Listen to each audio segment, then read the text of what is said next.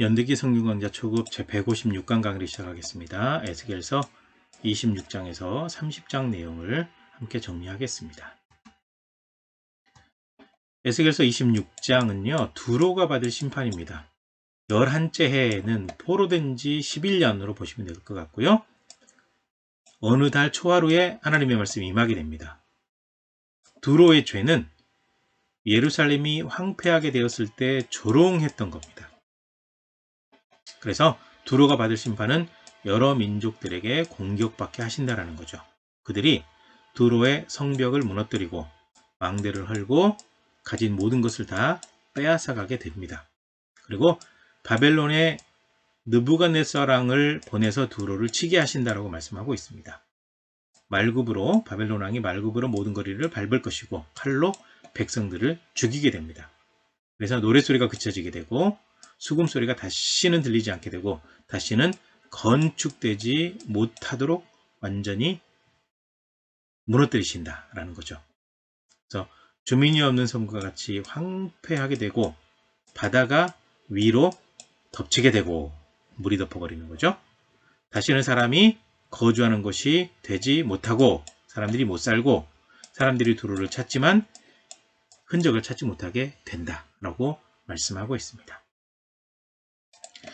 두로는 바로 여기요. 이 지역을 얘기를 하고 있습니다. 그 다음에 에스겔서 27장은 두로를 위한 슬픈 노래를 짓게 하는 건데요. 에스겔에게 두로를 위해서 슬픈 노래, 애가를 지어라 라고 말씀하시면서 두로는 바다 어귀에 살면서 여러 선 백성과 거래를 했어요. 그래서 부요하게 됐죠. 그래서 스스로 말하기를 나는 온전히 아름답다 라고 말을 하고 있습니다. 실제로 두로는 다시스, 스페인과의 거래로 은, 철, 주석, 납 등이 풍부하고 야완, 두발, 메색, 도갈마 족속, 드단 사람과도 거래를 하고 유다와 이스라엘 땅에 사는 사람과도 거래를 해서 굉장히 풍요롭고 부자인 나라죠. 그런데 모든 무리가 두로 패망하는 날에 바다 한가운데 빠지게 될 것이라는 거죠. 노잡은 자, 사공, 선장들은 배에서 통곡을 하게 돼요. 모든 무역품, 승객들은 다 바다에 빠지게 돼요. 그래서 거래했던 섬 주민들이 놀라고 거래했던 다른 나라 왕들이 심히 두로가 망하는 걸 보고 근심에 빠지고 그렇게 되니까 두로는 공포의 대상입니다. 망하는 자체가 얼마나 처참하게 망하는지 공포의 대상이 되고 다시는 세워지지 못할 곳이 된다라는 말씀이죠. 그 다음에 28장은 두로 왕이 받을 심판입니다. 두로 왕이 교만합니다. 하나님의 자리에 앉아서 자기가 신이라고 말을 해요. 그래서 두로 왕이 이방인의 손에 죽게 될 것이다. 너는 신이 아니고 사람이기 때문이다 라는 거죠. 그리고 에스겔에게 두로 왕을 위해서도 애가를 지으라고 말씀하고 있습니다. 그러면서 너는 네가 공포의 대상이 된다. 네가 망하는 것을 보고 사람들이 놀라게 되고 두려움에 떨 것이다 라는 말씀이죠. 그 다음에 시돈이 받을 심판도 말씀하고 있습니다. 시돈이 하나님을 대적했어요. 그래서 하나님이 심판하십니다. 전염병과 칼을 보내요. 하나님 인정하시도록 그들을 치는 겁니다. 그렇지만 이스라엘은 회복될 거라는 말씀을 여기에서 하십니다. 흩어진 사람들을 다시 모아서 회복되게 하신다. 고국으로 돌아가서 평안히 살게 하신다 라고 말씀하는 거죠. 그 다음에 에스겔서 29장은 이집트의 어떤 심판, 이집트가 받을 심판에 대해서 얘기하고 있습니다. 열째의 열째 달, 12째 날 여호와의 말씀이 임하게 됩니다. 그래서 너는 이집트의 파라오, 이집트의 모든 사람들을 향해서 예언해라 라는 말씀입니다. 그리고 이집트의 파라오를 하나님께서 대적하신다라는 거죠. 너는 자기 강들 가운데 누운 큰 악어다. 너를 강들 가운데서 끌어내고 강의 고기는 들에 던지겠다. 이 이집트는 본래 이스라엘 족속에게 갈대지팡이 별로 쓸모없는 물건에 불과했다라는 거죠.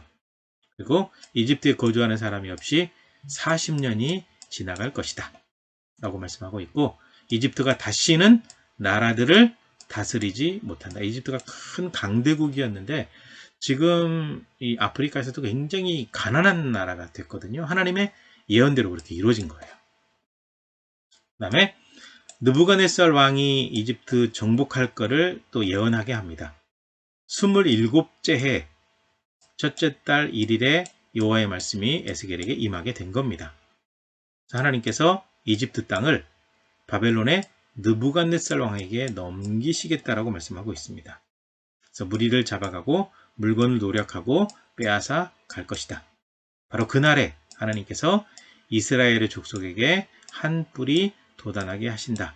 그렇게 된 때 이스라엘은 회복될 날이 점점점 다가오게 된다. 그 말씀을 하고 있죠. 그 다음에 에스겔서 30장입니다. 이집트를 심판하신다고 말씀하신 하나님의 내용이 계속 이어지는 겁니다. 애굽에 칼이 임하게 된다. 그래서 애굽에서 죽임당한 자들이 칼에 엎드러지는 겁니다. 애굽을 도와주는 자들도 엎드러지고 애굽 이집트의 교만도 낮아지게 되는 겁니다. 그리고 바벨론의 느부갓네살 왕의 손으로 이집트의 무리들을 사람들을 죽게 하겠다라는 말씀입니다. 여러 나라 가운데서 강포한 자기 군대 바벨론을 얘기하고 있죠. 를 거느리고 와서 하나님께서 멸망시키시는 거죠. 타국 사람의 손으로 땅과 땅에 있는 모든 것을 황폐하게 하신다라는 말씀입니다. 그래서 이집트 땅에 왕이 다시는 나지 못하게 하고 그 땅에 두려움이 있게 하신다라고 말씀하고 있습니다. 그 다음에 아엔과 비베셋 장정하면 이집트에서도 꽤 이제 싸움을 잘하는 장정들이 나오는 지역으로 그렇게 예측할 수가 있는데요. 그들은 칼에 죽임당하고 그렇게 뛰어난 장정들을 배출한 성읍들도 다 포로가 돼서 이집트에게는 아무런 소망이 없게 된다라는 거죠. 그 다음에 바로의 팔이 꺾이게 된다라는 말씀입니다. 하나님께서 이집트 파라오의 팔을 꺾었더니 싸매지도 못해요. 파라오 왕의 두 팔을 꺾어서 칼이 그 손에서 떨어지게 해요. 바빌로니아 왕의 팔은 들어주고 이집트의 파라오 왕은 내려뜨리시는 거죠. 그래서 바벨론 왕의 손을 들어서 이집트 땅을 치게 하신다라는 겁니다. 이집트 사람들을 모든 나라들 가운데 흩어버리고 모든 백성들, 여러 나라에 사는 백성들 가운데 흩어놓으시겠다. 라고 이렇게 심판을 선언하고 계십니다. 여기까지입니다. 수고하셨습니다.